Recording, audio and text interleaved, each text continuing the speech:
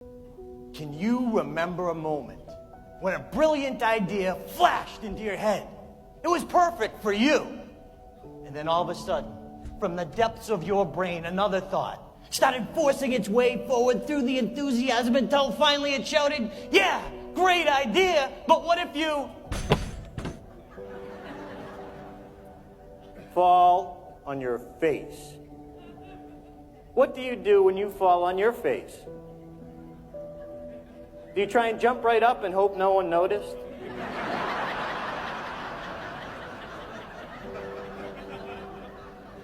Are you more concerned with what other people will think than what you can learn from this? Mr. Contest Chair. Friends, and the people way in the back. Ouch! Did you feel I stayed down too long? Have you ever stayed down too long? After 4 years of business school, I went out and I went for the American dream. I bought a Subway sandwich shop. Oh, yeah. You're all impressed, I can tell.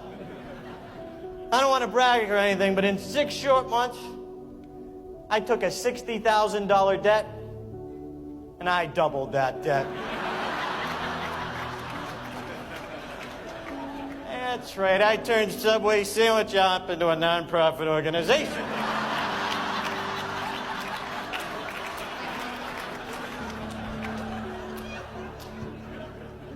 I financially fell on my face.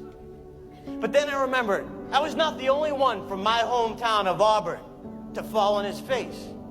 You see, 100 years earlier, my childhood hero, Dr. Robert Goddard, had a ridiculous idea about building a device to take off from the ground and reach the stars.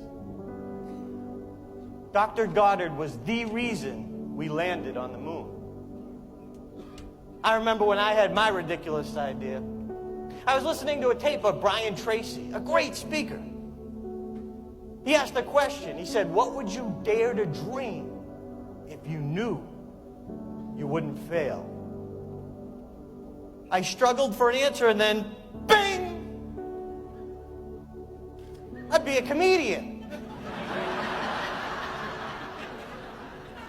But you have to understand my background. I wasn't funny.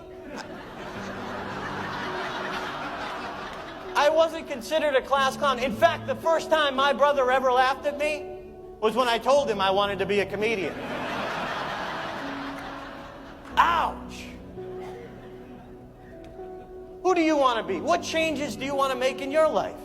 So many of us can see clearly where we want to go. And yet, we go back and forth. If I just had a little more time, if I just had a little more money, if the kids were just a little older. But we never take that first step. Dr. Goddard's first flight took off in Auburn and landed in Auburn. It only reached 41 feet, but it was a first step. There are strangers out there, people who don't even know you, who will make fun of your first step. When the local press found out about Dr. Goddard's ridiculous idea to reach the moon and his first flight, the next morning the headlines read, "Moon rocket misses target by 238,799.5 miles." Ouch! But those strangers are part of your process. We also have friends and family that love us and don't want to see us fall on our face. Imagine my parents' reaction when, after stretching their budget to help me through college, seeing me fall on my face, and then I come home, "Mom, Dad, I want to be a comedian."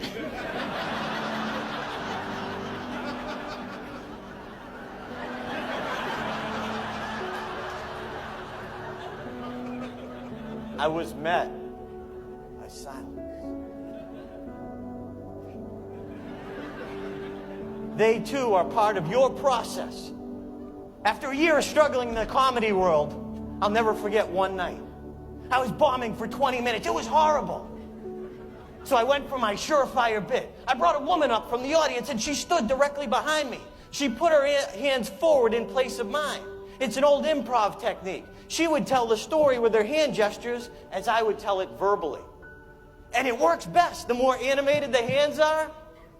Well, this woman stood there like an ancient statue. She didn't move.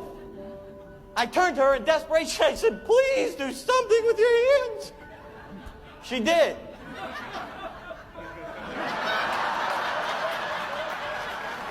Ouch.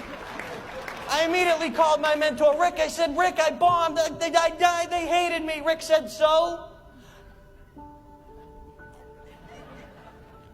What do you mean, so? How do you argue it's so? And then Rick reminded me, every comedian, every speaker, anyone who's accomplished anything has fallen on their face. It's part of your process. And then I remembered Subway. I fell on my face, but I never took the next step. It's the step after the ouch that's so important. It's so difficult. We don't like the ouch. We don't want to take that step, but when that foot lands, you are going to like that feeling. We learn from the ouch. In an effort to reach the moon, Dr. Goddard said, failures I consider valuable negative information. Information essential to each step getting closer to the moon. Dr. Goddard was an ouch master. We need to be ouch masters. If you're willing to fail, you can learn anything. I still have my day job, but now in my hometown, in a comedy club, my picture hangs on the wall. But it's because I took the step after the ouch. I wasn't given the gift of making people laugh. I was given the opportunity to take a next step. So were you. What's your next step? When will you take it? Take it.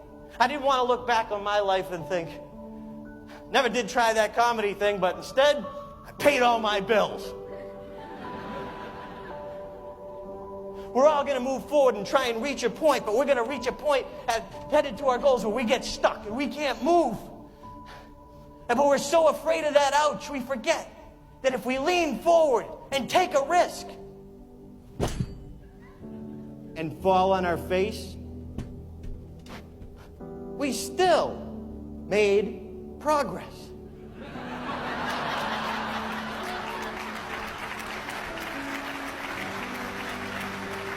Go ahead and fall. Fall forward.